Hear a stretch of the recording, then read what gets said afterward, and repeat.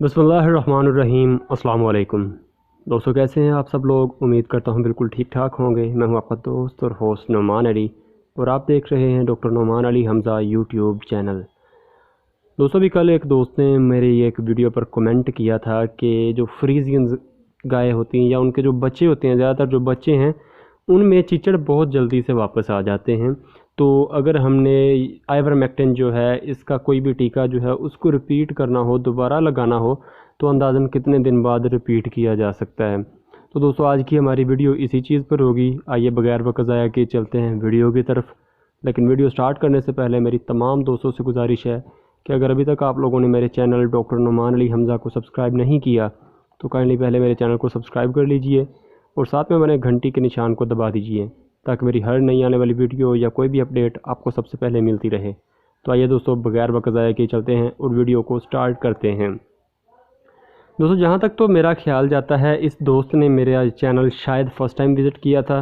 अगर पहले विज़िट किया था तो इस बंदे ने मेरी टिक्स वाली या चिचड़ों वाली कोई भी वीडियो पहले नहीं देखी हुई, क्योंकि मैंने जितनी भी वीडियोस बनाई हैं उनमें मैंने थोड़ा बहुत ये मेंशन किया है कि जानवर को दो तरीके इस्तेमाल करके जानवर या फिर जानवर का जो बाड़ा है उसको चिचड़ों से साफ़ किया जा सकता है, चिचड़ वहाँ से ख़त्म किए जा सकते हैं, जिसके बाद लगभग 3 माह तक आपको कोई टेंशन नहीं होती। अगर आप लोगों ने नहीं देखी तो मैं सारी जो वीडियोज़ हैं मेरी टिक्स से रिलेटेड, वो मैं उन सारी वीडियोज़ के लिंक्स डिस्क्रिप्शन में दे दूँगा, आप चेक कर लीजिएगा। इंशाल्लाह सब में आपको इन्फॉर्मेशन तकरीबन सेम ही मिलेगी। तो दोस्तों, वीडियोज़ में मेन बात जो है वो यही है कि जब आपने जानवर को एक दफ़ा इंजेक्शन लगाना है, इंजेक्शन लगाने के बाद आपने जानवर के जो बाड़ा है उसमें भी स्प्रे करनी होती है। उसमें स्प्रे करने से ये होता है कि जानवर के जिस्म से भी चिचड़ ख़त्म हो जाते हैं, बाड़े से भी ख़त्म हो जाते हैं। भाई का कहना ये था कि फ्रीजियन गाय जो हैं या उनके बच्चे जो हैं उनमें बड़ी जल्दी चिचड़ वापस आ जाते हैं। चिचड़ वापस नहीं आते, चिचड़ नए आ जाते हैं। जो पुराने मौजूद होते हैं वो ख़त्म हो जाते हैं और ज़मीन पर ही मौजूद जो नए जो मतलब दूसरे चिचड़ हैं वो जिस्म पर लग जाते हैं, जो कि उस जिस्म के लिए नए होते हैं। तो पुराने चिचड़ जो थे वो बेचारे ख़त्म हो चुके थे, उनका हम ये नहीं कह सकते कि वही वापस आ गए हैं।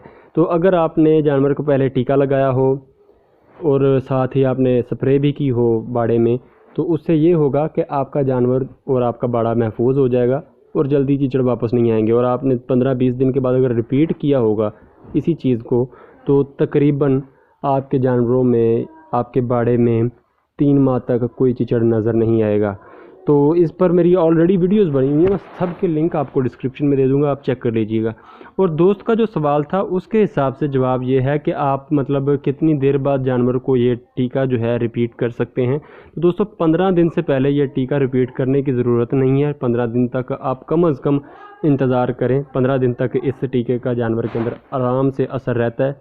15 दिन के बाद अगर आपको ज़रूरत महसूस होती है तो टीका रिपीट कर सकते हैं, उससे पहले रिपीट करने की कोशिश ना कीजिएगा। तो दोस्तों, उम्मीद है कि वीडियो आपको अच्छी लगी होगी। अगर वीडियो अच्छी लगी हो तो लाइक कीजिएगा और दूसरी वीडियोस को भी ज़रूर देखने की कोशिश कीजिएगा और कमेंट सेक्शन में अपनी राय का इजहार ज़रूर कीजिएगा। अपना ख्याल रखिए दोस्तों, घर वालों का ख्याल रखिएगा और मुझे दुआओं में याद रखिएगा। अल्लाह हाफ़िज़।